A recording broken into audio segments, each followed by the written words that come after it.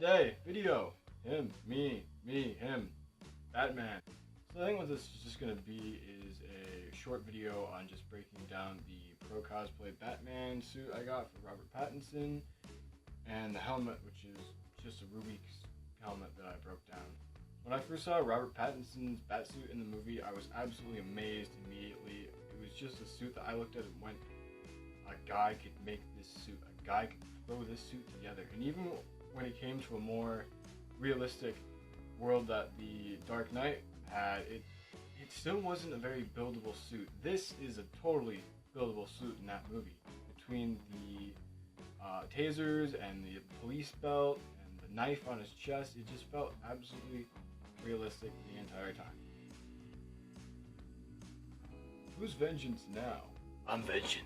I'm about to pack up all the suit bits and lighting and camera to the shop and put it on and break it down all up there. The thing I like about this suit is that while it's not gray, so it's not accurate, is that it does have the piping that he has in the film. It's got knee pads. And maybe it's not in the film, but what this does have is this pattern right here on the legs, which I think looks super cool. Chest armor. This has got to be one of my favorite pieces of it. This is just so cool. The thing I've done here is all I've done is just dry brush some gray over it just to make it look battle damage. It's all black, which is not accurate. This being gray is not accurate, so I've just switched the color so there's some contrast between the flight suit and the armor. The thing that's really sold me on the suit is the removable bat symbol, batarang, bat knife. What I've done here is I've just dry brushed some silver on there to get some battle damage, and this has got some bronze on it there.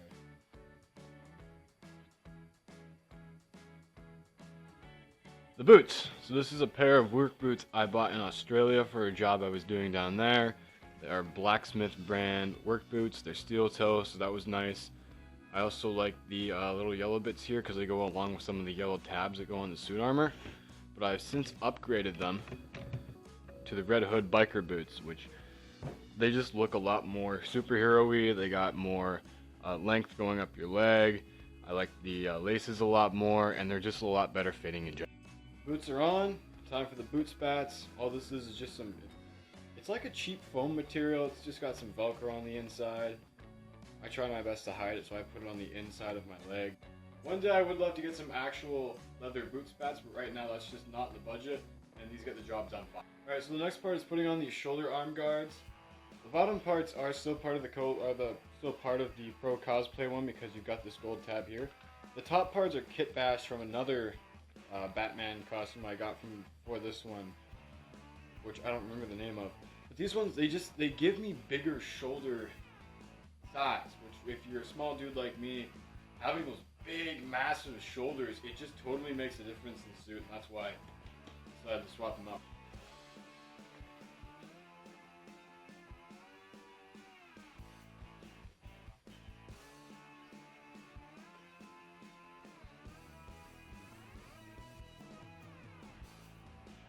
Belt. This has got to be one of my favorite pieces of the entire costume.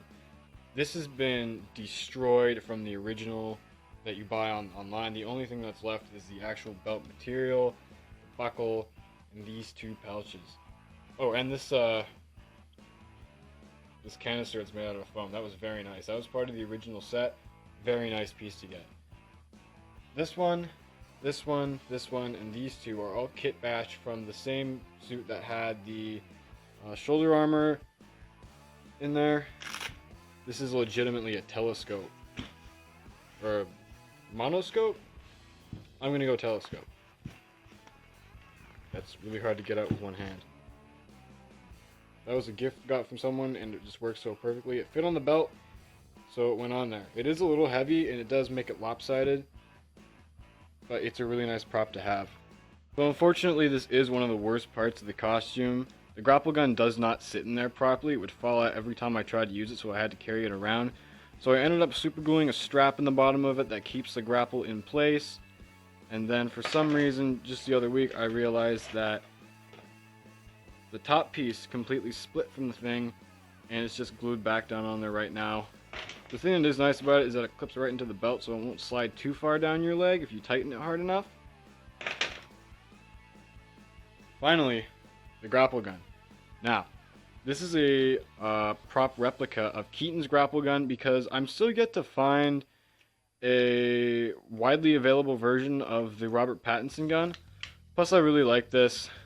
It's a lot nicer than the tiny one he has. It's got some weathering on there. The grapple itself was originally gold, which you can see it showing through because I've dropped it a few times. It's painted silver now just to make it look more in line with the suit.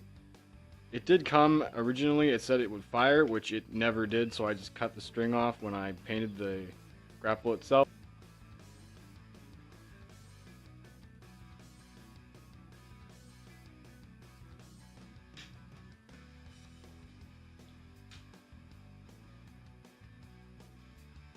Alright, time for one of the more defining pieces of Batman, the cape. Now I love the shape of this cape. It gives off a nice silhouette when it's around your shoulders. Attaches via Velcro. The problem I have with the cape is that it's not a great material and it's a bit shiny. So I've been trying to track down a big enough piece of fake leather so that hopefully one day I will be able to replace this cape.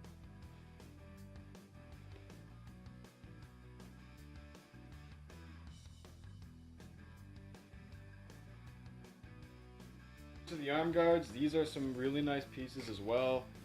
The pins actually come out from there, and I spray painted those with nice chrome just to make them stick out a little bit more. The Velcro fits perfectly. It's a great way to go on. I'm very happy with how these are made.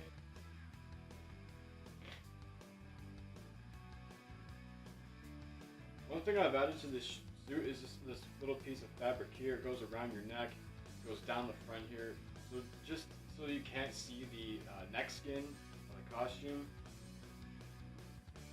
Normally I put this on usually immediately after the flight suit, but I've forgotten this time, so it goes on now. So I know it doesn't look great sitting on a $2 mannequin head from the dollar store, but this is actually a Ruby's mask, and it had a big neck collar when I originally got it, and I was absolutely swimming in this mask. So what I did is I just cut off the collar entirely. I cut off the front piece that is now over here, and it connects via Velcro right up here. One of the Velcro has actually stuck since the last time I wore this and is now not where it needs to be in the mask, but that's fine. For now anyway, I'll fix that in a bit. I don't actually have super glue on hand right now. The other thing I did was spray it with Plasti Dip, which made it contort back to its original thing, because when you get these cowls they are rather squished, and it was also like more of a gray when I got it. So with the Plasti Dip it's now black, and then what I did is I went along with a little bit of silver along the stitching parts, and then there's also some scrapes and scratches along, which I just put in with a knife. It makes it look that much more battle damaged. Alright, the helmet. Helmet slips on like this, and then you'll take the two ends that have Velcro in them, and they just go and stick around the neck piece right here. I will not be putting on the makeup for this video because it's so hot, it's so late, and I don't want to have to wash it off. However, you will get to see all the pictures of me all panda-eyed makeup later.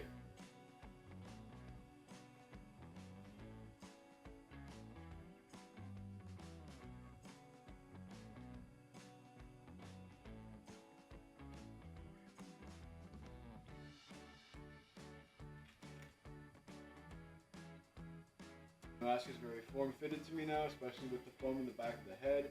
I like how it looks like an actual skull. Just the aesthetic of it. It's very mean looking.